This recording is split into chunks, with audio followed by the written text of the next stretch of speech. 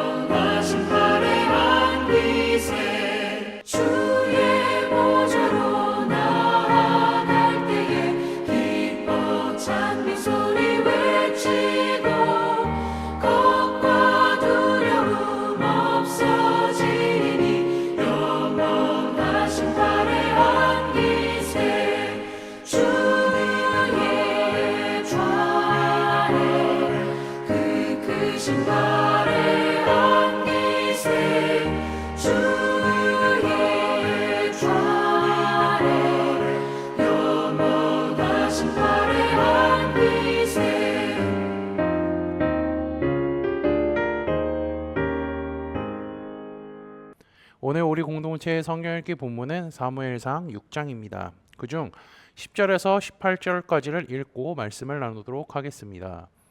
그 사람들이 그같이 하여 젖나는 소 둘을 끌어다가 수레를 메우고 송아지들은 집에 가두고 여호와의 계야 및 금쥐와 그들의 독종 현상을 담은 상자를 수레 위에 실으니 암소가 벳세메스 길로 바로 행하여 대로로 가며 갈 때에 울고 좌우로 치우치지 아니하였고 블레셋 방백들은 벳세메스 경계선까지 따라가니라. 벳세메스 사람들이 골짜기에서 밀을 베다가 눈을 들어 괴를 보고 그 본 것을 기뻐하더니 수레가 벳세메스 사람 여호수아의 밭 큰 돌에 있는 곳에 이르러 선지라.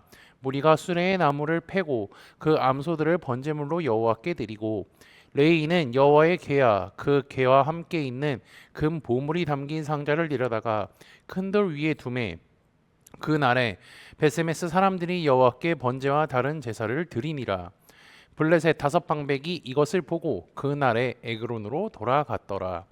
블레셋 사람들이 여호와께 속건제물로 드린 금 독종은 이러하니 아스돗을 위하여 하나요, 가사를 위하여 하나요, 아스골론을 위하여 하나요, 가드를 위하여 하나요, 에고론을 위하여 하나이며 드린 바 금 쥐들은 견고한 성읍에서부터 시골의 마을에까지 그리고 사람들이 여호와의 궤를 큰 돌에 이르기까지 5방백들에게 속한 블레셋 사람들의 모든 성읍들의 수대로였더라. 그 돌은 벳세메스 사람 여호수아의 밭에 오늘까지 있더라. 아멘. 하나님의 법궤가 블레셋 손에 넘어간 지 7개월이 지났습니다.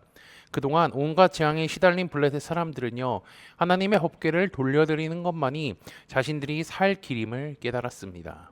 그러나 어떠한 방법으로 돌려보내야 할지 제사장과 다른 신전한 사람들을 모아서 물어봤죠. 왜냐면요, 그것을 빈손으로 보낼 수 없다라고 생각했기 때문입니다. 그들의 생각은 하나님께서 모세에게 이스라엘 백성들이 빈손으로 이집트를 떠나지 않을 것이라 말씀하셨던 것이 생각납니다. 블레셋이 이렇게까지 행동하는 이유는요, 어떻게 해서든 하나님의 환심을 사려고 했기 때문이죠. 법궤가 7개월 동안 블레셋에 머물면서 재앙을 내렸던 것은 출애굽 사건 때 첫 번째 재앙에서 그것이 7일 동안 계속된 것이 생각나기도 합니다. 어쨌든 이들은 궤를 돌려보내려고 하는데요. 하나님께서 정해주신 방법도 모르기에 자신들이 할 수 있는 방법으로 해결하려고 합니다. 이들은 금 독종 5과 금 쥐 5마리를 준비하죠. 이것들을 바치면요, 하나님께서 내리시던 재앙을 가볍게 해주실까 예상하고 했습니다. 사무엘상 4장을 보면 블레셋은요, 하나님께서 이집트에서 행하신 일들을 알고 있었습니다. 그래서 6장 6절에 자신들이 바로와 같이 어리석은 사람이 되지 말라는 발언을 하기도 하죠.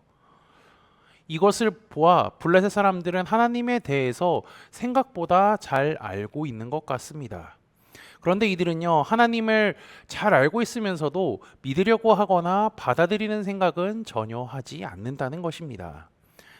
그래서 자신들의 관습과 생각으로 이 모든 것을 처리하려고 하죠.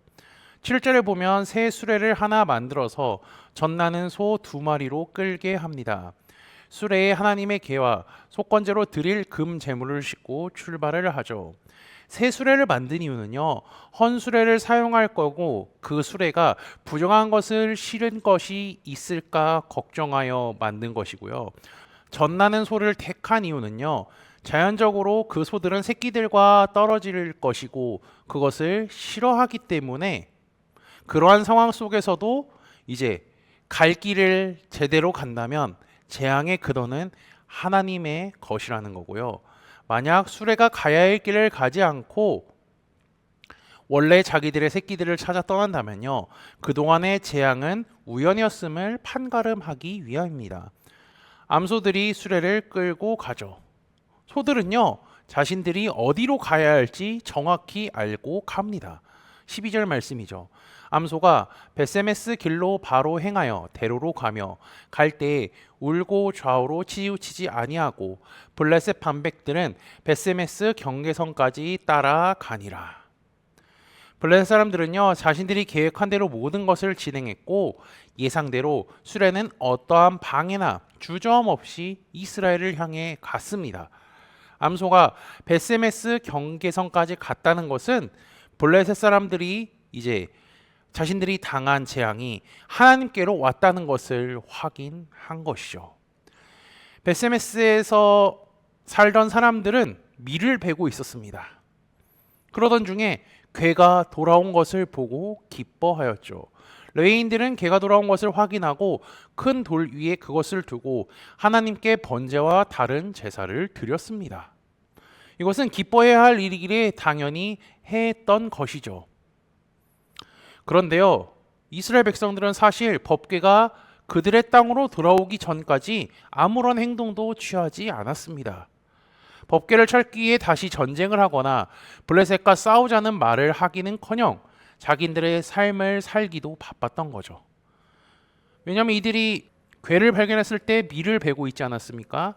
이걸 하고 있었다는 것은요, 그들의 삶은 날씨의 시기를 맞춰서 그대로 돌아갔다는 것을 의미합니다. 그러한 것은 이스라엘 백성들의 신앙 상태가 어떠한 것인지 자연스럽게 보여주는 증거이기도 하죠. 이스라엘은 하나님의 궤를 찾을 생각도 하지 않은 채 그들의 일상을 살아갈 뿐이었습니다. 하나님의 언약궤가 돌아온 것은요, 하나님께서 스스로 돌아오셨다고 할 수 있습니다. 반면에 이스라엘은 가짜 신앙생활을 하고 있었던 것이죠. 모양은 갖출 수 있으나 실상은 빈 껍데기라는 겁니다. 번제와 제사를 드리는 것을 블레셋 반백들이 확인했습니다. 최종적으로 하나님께서는요, 스스로 일하시는 분이며 살아계신 분이라는 것을 경험한 것입니다. 그런데 믿지 않습니다. 그들이 하나님의 능력을 거부한 이유는 무엇일까요? 하나님의 능력과 사랑이 부족했을까요? 아닙니다. 그들의 마음이 강박하고요, 하나님이 싫기 때문이죠. 자신들이 믿던 신보다 강력한 분이 하나님인데 오히려 그들의 기반이 흔들릴까봐 다곤신을 더 잘 섬기기로 결심한 겁니다. 이어서 17절, 18절은 블레셋이 하나님께 속건제물로 드린 제물에 대한 반복된 설명이 나오죠. 이제 4장에서 6장까지의 내용을 한번 살펴보면요. 하나님께서 하락하셨다가 스스로 상승하시는 것을 우리는 볼 수 있습니다. 하나님은 이스라엘 백성들의 죄를 깨닫게 하기 위하여서 자신이 스스로 낮아지기도 하시며 블레셋 땅에서는 천지전능하신 분이라는 것을 보여주기도 하셨죠. 블레셋 땅에 있던 하나님의 개가 스스로 이스라엘로 돌아왔습니다. 블레셋은 하나님의 전지전능하심을 경험했어도 이것을 하나의 현상으로 생각하며 우상을 계속 섬겼죠. 그리고 이스라엘 백성들은 하나님을 찾지도 않았습니다. 그렇지만 하나님께서는요, 스스로 그들에게 돌아오셨습니다.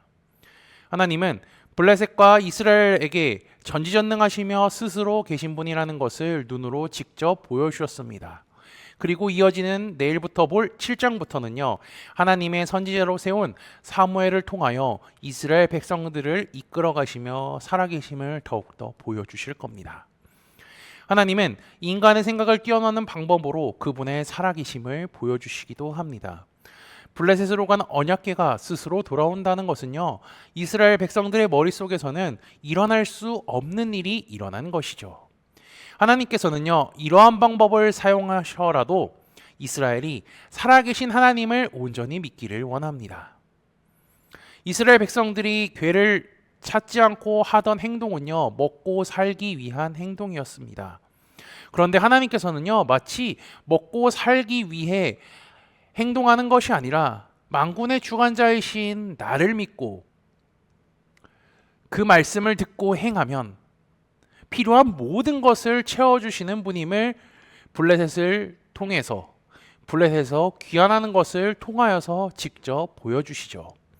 하나님은 만물을 창조하셨으며 스스로 하실 수 있는 분이며 스스로 영광이라는 사실을 기억하시며 그 하나님을 굳게 믿으며 살아가는 코너스톤 형제자매들이 되시기를 주님의 이름으로 축복합니다. 다 함께 찬송가 370장 찬양하시겠습니다.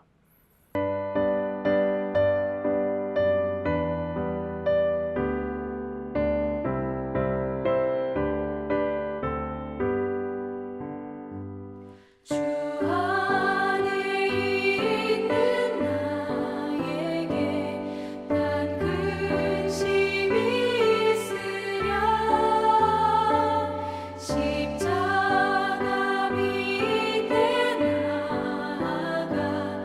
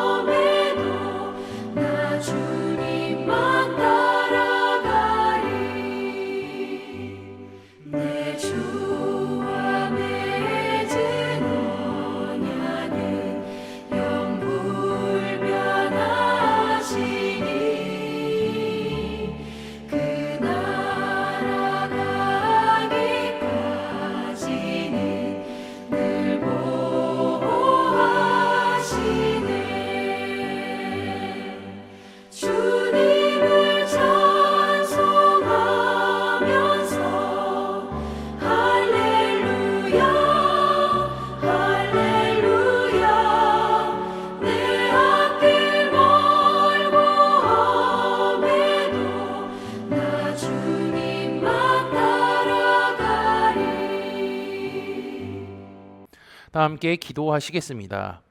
인간의 생사화복을 주관하시는 전능하신 하나님 아버지, 오늘 하루도 아버지의 인도하심에 따라 살아가게 하심에 감사합니다. 죄악으로 가득 찬 세상 속에서 하나님을 믿는 믿음을 잃지 않게 하시고 주님의 말씀을 주야로 묵상하며 감사하는 삶을 살도록 인도하여 주옵소서. 하나님께서는 스스로 계실 뿐 아니라 스스로 영광 받으시는 분임을 말씀을 통해 깨닫게 하시니 감사합니다. 블레셋은 하나님의 능력을 경험하고도 믿지 못했으며 이스라엘은 하나님을 찾지도 않았습니다. 하지만 주님은 이스라엘을 향하여 찾아가셨고 문을 들으셨음을 말씀을 통해 깨닫게 하시니 감사합니다. 하나님께서 이스라엘 백성들에게 베푸신 은혜와 사랑처럼 우리도 사랑하시고 은혜를 베푸셨다는 것을 깨닫고 하나님을 굳게 믿으며 살아가게 인도하여 주옵소서. 지난주 가을 수련회를 통하여 형제 자매들과 함께 하나님께서 만드신 자연 속에 교제하게 하시니 감사합니다. 이번 가을 수련회를 통하여 하나님의 인도하심을 깨닫고 배웠사오니 그분의 말씀에 순종하며 믿음의 길을 걸어가도록 하옵소서. 아울러 우리 안에 주신 믿음의 뿌리를 잃어버리지 않고 말씀 안에서 잘 가꾸며 주님을 더욱 사랑하는 코너스톤 형제자매들이 되도록 인도하여 주옵소서.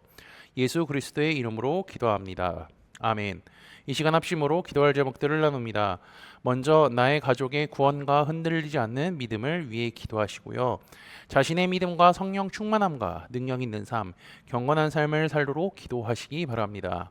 교회를 이끌어 하시는 사랑하는 담임 목사님과 사역자들을 위해 기도해 주시기 바라며 내일 진행되는 목요 목회자 세미나를 위해 소그룹 원들을 위해 환우의 건강과 회복을 위해 각자 가지고 계신 기도의 제목들 놓고 기도하시기를 바라며 오늘도 주 안에서 승리하십시오.